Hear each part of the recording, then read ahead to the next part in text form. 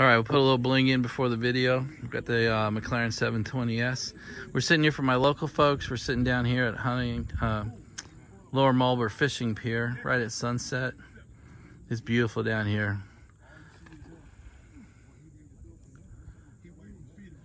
So that's the Patuxent River, if you don't know. Anyway, it's just a great time of night to be out. So a little more bling shot here, and then we'll be done. All right, everybody. Gosh, it is now Wednesday afternoon, and this is my third or fourth video in a couple days. Just trying to get your questions answered. I really respect what you're doing. The questions you're asking, the kind of the self-analysis you're doing, the honesty is kind of inspiring me, to be honest with you. So anyway, I come to you from Sean's front porch. I've got you looking down his street, just trying to give you some different views instead of just a talking head on the porch. But so right here you'll see, this is how close he is. This is the RPI Stadium lights right here. It's about a block away. See a little bling here. I got my Apple shirt. Sean bought this for me at Apple headquarters. He went to Silicon Valley, I guess about 6 weeks ago, and brought me this cool shirt. It's one of my favorites. All right, let's get on with it. Okay, so this is yet another video where I'm addressing one question from one viewer, but I think it brings up such a huge topic. Again, I think this is something everybody will benefit from. So I'm going to redo this question, and then we'll get into my analysis of it. So what he writes is, do you think to be successful and establish a business depends on where you live? I moved from Erie, Pennsylvania 2 years ago to Baltimore, trying to open my business and find better opportunities since it's a big city. But I'm still struggling, and sometimes I feel like I just want to give up and go back to Erie. So what do I think about Maryland? And by the way, my field is auto repair and transmission rebuilding. I'm confused.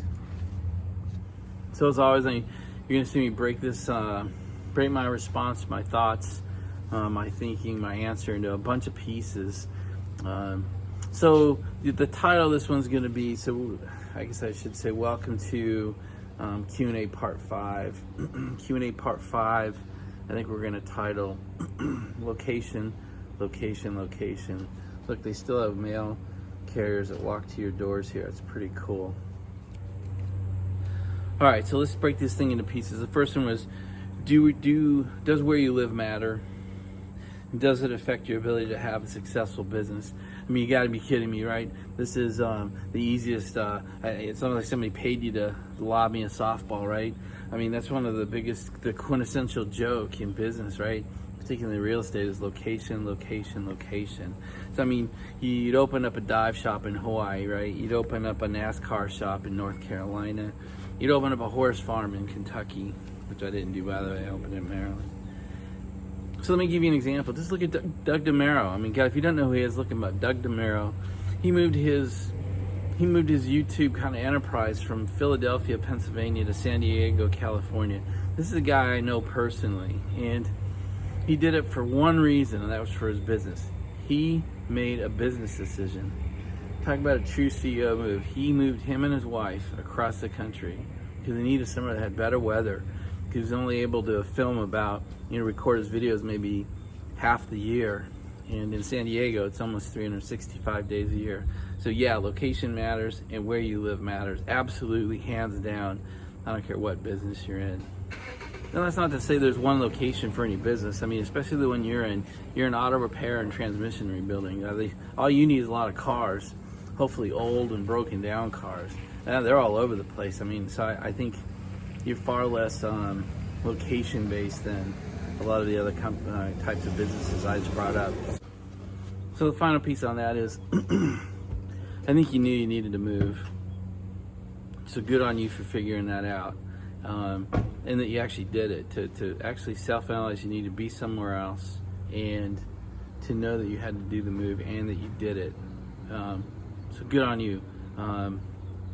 Boy, that's a hard decision to make, and I just respect you for doing it. I've probably told the story before, but when I graduated college in 1986, within a day or two I got on a plane. I flew from Seattle, Washington to my job in Boston, Massachusetts. And let me tell you what, that was a lonely 5 or 6 months trying to get established there.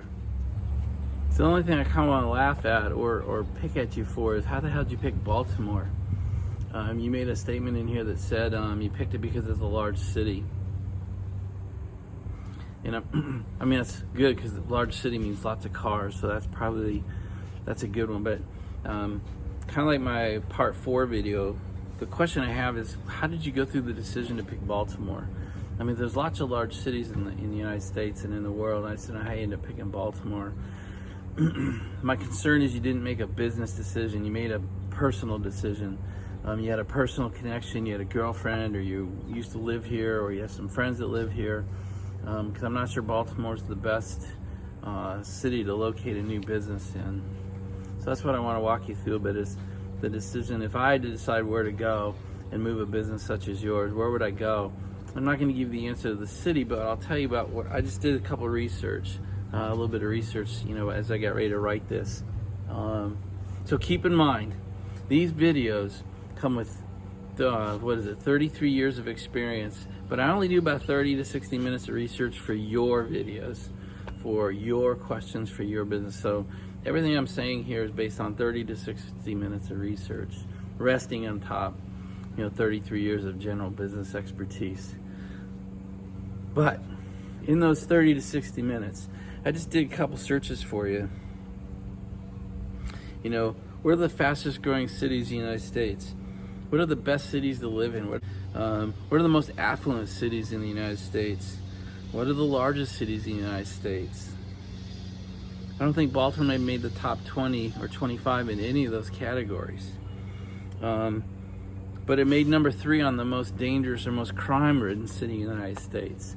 So I don't know if the riots attracted you or the burning of downtown attracted you. I mean, clearly I'm making a joke there, but what attracted you to Baltimore? Didn't make any of the positive lists, and it's number 3 on the worst list you can be on, in my opinion. So I think that the problem with your business is partially related where you put it. So I even went further. They actually have lists like best cities for auto mechanics, and Baltimore isn't even on the list as far as I can tell. I mean, I dropped down 25 or 30 cities, not even on the list. But the people have done the research. Where are the most cars of the age that they're going to need repairs? For the salaries that auto mechanic makes, where's the best places to live that have the best amenities? These are fabulous resources that I would encourage you to start looking up and as you try to make a decision going forward. All right, so the next thing I want to ask you to really think through is, how well did you prepare to start your auto repair and transmissions and rebuilding company? Did you build a reputation by working for a big name shop? Do you hold current certs? Are you fully trained? Do you carry like ASE certifications? What stands behind your desire or you claim that you're a good auto mechanic? Do you advertise, or did you build a loyal customer base? I mean, do you have 20, 30, 50 people who come to you by name because you've done the repairs before and you did so well, they want you and anyone they know to come to you? Have you built up any expertise? Are you really, really good at BMW? I made it up, but Range Rover, right? The reputation is they break down a lot, but I own one, by the way, so don't be sending me a bunch of hate mail. What are you really good at? If you're just a good mechanic and a good transmission guy, you and about 200 million other people. So, I would say, what are you known for? What are you great at? What models? What brands? What types? What would people really seek you out for? So I'm going to come up a level and talk about, in general, all businesses, not just yours, but I'm talking to you today. All businesses have 2 main problems. Do you have a product of excellence? Do you have something that's so good, people are going to seek it out? And as far as I can tell in this little paragraph you wrote me, you're the product. Your expertise in 2 areas, auto repair and transmission rebuilds. Are you that great? I'm not saying you're not. I'm asking you, are you that great? Are you that great product that people are going to seek out in those 2 areas? I suspect probably not, based on your email or on your question, but I just throw that out to you. The second thing every business has a problem with is, once you have that product of excellence, somebody's got to know about it. People have to know that you're doing it, that it's available, what it costs, how to get it. That's marketing, right? There's a billion ways to market. I'm not saying go generate some huge marketing campaign, but those are your two issues. Do you have a product of excellence, and is it you? And how do people know about you? Are you currently doing any advertising? Have you built up a reputation in Baltimore? Are people starting to refer people to you? How are you trying to be successful at this point? My concern is you moved to Baltimore without a whole lot of analysis. You threw open some sort of business. I don't even know how you would do that. Did you do it out of a house, or do you rent a garage, or how did you do that? But you decided to open up a mechanic shop, and you kind of like, hey, I'm here, where are the people? So many companies and business owners do that. And that's sort of pretty much a recipe for failure. People that don't just show up because you've opened a business. So the question is, what are you doing now to let people know you exist? All right, so you said you're thinking about returning to Erie. So you're thinking about so 2 years ago you decided Erie wasn't great, and you moved your life to Baltimore, and that's not working out so good. So you're just gonna go back. And I just proffer for your thought that would probably rate as bad a decision as moving to Baltimore. I'm worried that you're putting the same level of thought and consideration into that decision that got you to Baltimore. So that would make it equally random and equally as poor. So, I know those are harsh words, but I just think somebody needs to tell you, quit making decisions this way and stop for a minute. When you're in the hole, stop digging. And what I would just suggest to you is that you do some reevaluation of where you should go, and do it from a business perspective. If you love auto work, if you love transmission rebuilds, and you are really good at it, find out what cities really do respect that kind of work. All right, so we're going to wrap this up and basically say none of this is easy. None of this is complex either. These are very simple things. You have to make a good decision on what city you belong in based on what you want to do. If you're making decisions for your business, and then the rest of your life rests on that, then you've got to make a business-oriented location decision. And the second thing you need to do at that point is, how do you get known in that area? Work for a YouTuber, work for a large garage. I don't really know how to go about that, but there's at least two ideas that you could begin to get a reputation from. And the third is, get known for something, get excellent at something. I don't know if it's foreign, I don't know if it's domestic, I don't know if it's Mercedes, I don't know if, maybe go work for a dealer. I don't really know, but you need something to get a resume behind you other than generic auto dude. Why would I come see you for an auto repair? So once you've made a location decision that's based on auto mechanics and friendliness and need for that, and you become really excellent in something, which could take 2, 3, 5 years to do.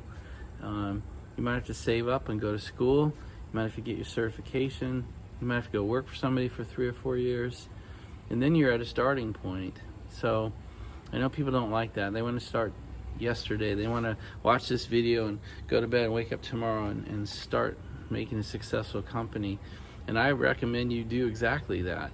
I just think the steps are going to be, go back to school, go get recertified, go redo your analysis, find out who wants you, go get a job that you can be proudly put at the top of a resume when people ask you where'd you get your certs from, where'd you get your experience from. You want to be proud of those answers.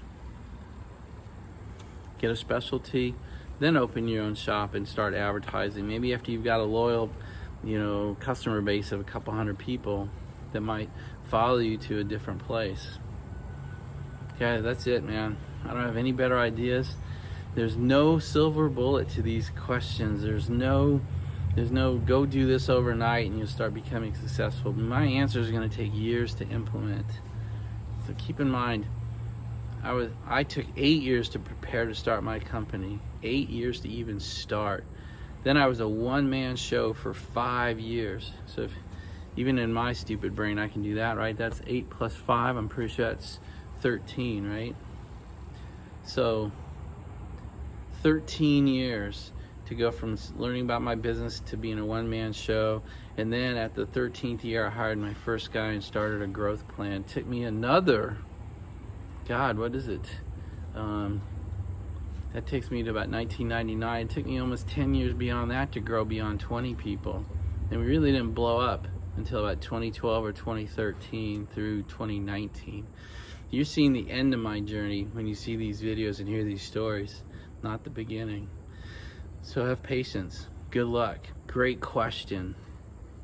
I respect you asking it. I respect you being honest about being lost and looking for help. So good job. And keep asking questions, and I hope this hits for people. You guys, we will talk to you later. Bye.